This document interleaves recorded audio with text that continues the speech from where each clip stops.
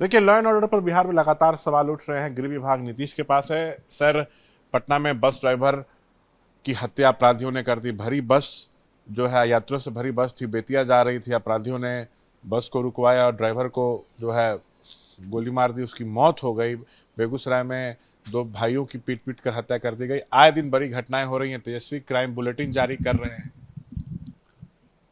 देखिए, तेजस्वी जी जब भी क्राइम बुलेटिन की बात करें या लॉ एंड ऑर्डर पर सवाल खड़े करेंगे तो ये मुद्दे उनके लिए बैकफायर करते हैं।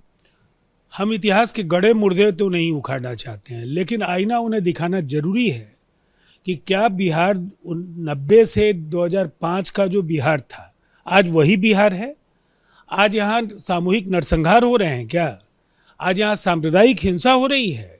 जातीय सेनाओं और उग्रवादी संगठनों के बीच का भीषण संग्राम, बाहुबलियों की जो वहाँ समानांतर सरकारें थी, जिस तरह से बंदूकें गरजती थी, आम लोगों का पलायन हो रहा था, बुद्धिजीवी, पूंजीपति, खेतिहर, कामगार, मजदूर, ये सब बिहार छोड़कर जा रहे थे। बिहार बदल गया है और अगर घटनाएं होती हैं तो पुलिस मुख्यालय न केवल संज्ञान लेती है, अपराधियों को जेल के शिकंजे के पीछे भेजा जाता है।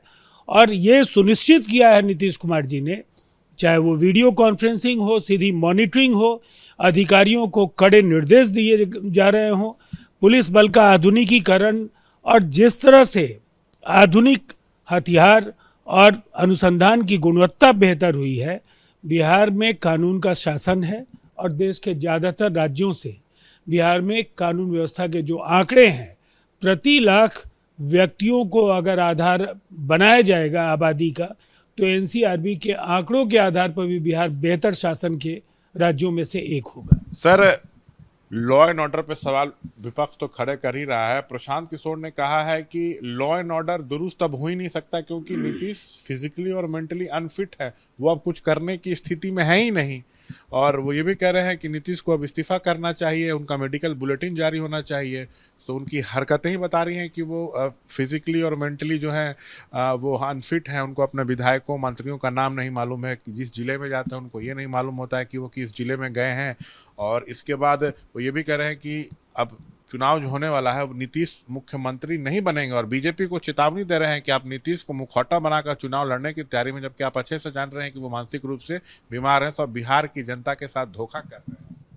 देखिए, सबसे पहले उनके आरोपों के साथ उनकी पार्टी और उनके समर्थक ही खड़े नहीं हैं। लगातार उनके नेता पार्टी छोड़ रहे हैं। गांधी मैदान की रैली में खाली कुर्सियों ने उनको उनकी औकात और उनकी हैसियत बता दी है। दरअसल हम पर सवाल खड़े करने के बजाय उन्हें खुद किसी साइकियाट्रिस्ट के पास जाना चाहिए। उम्र उनकी कम हो सकती है, लेकिन जिस तरीके से बदहवासी और बौखलाहट और जिस तरह के बेसुरे बोल वो बोल रहे हैं, मुझे लगता है फौरी तौर पर उनकी ज़रूरत है कि उन्हें किसी न किसी मनोचिकित्सक के शरण में जाना चाहिए और अपनी मानसिक चिकित्सा करानी चाहिए। आपको मेंटली अनफिट लग रहा है?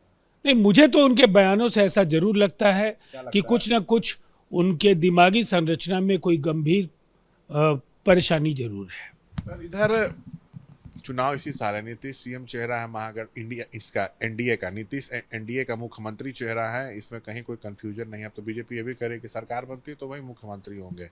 लेकिन सर, सीट एक बड़ा मुद्दा है, सीट शेयरिंग का। तो कब तक इस पे? देखिए, जब भी नीतीश कुमार जी पर उनकी स्वीकार्यता, उनकी लोकप्रियता और उनकी अपरिहार्यता पर सवाल खड़े हुए, जनता ने पलटकर जवाब दिया। और अभी लोकसभा के और विधानसभा के उपचुनाव हुए। लोकसभा के नतीजों में सर्वाधिक स्ट्राइक रेट, 74 विधानसभा क्षेत्रों में सीधी बढ़त, और पार्टी का जो प्रदर्शन है वो बरकरार रहा विधानसभा के उपचुनाव में भी, जहां न केवल गठबंधन को, राष्ट्रीय जनतांत्रिक गठबंधन को चारों की चारों सीटें मिली, भारतीय जनता पार्टी और जनता दल यूनाइटेड ने राजद और उनके सहयोगी दलों को हैसियत बता दी।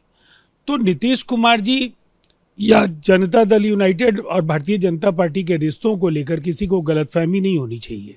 पार्टियां सब बराबर हैं, लेकिन नीतीश कुमार जी उम्र, अनुभव और जो उनकी अपार लोकप्रियता है, वो सबके अभिभावक और सबके बड़े भाई हैं। पहले तो यही देखा गया ना कि आपकी पार्टी जो है हमेशा ज्यादा सीटों पे लड़ रही है। 2020 में आप लोग 122 सीट लिए थे, भले उसमें से 7 सीट मांझी को दिए। बीजेपी 121 सीट ली थी तो 11 सीट सहनी को दी थी। तो आप लोग 20 में 115 पे लड़े, बीजेपी 110 पे लड़ी थी। देखिए, अभी तो आपकी मजबूत धमक रहेगी।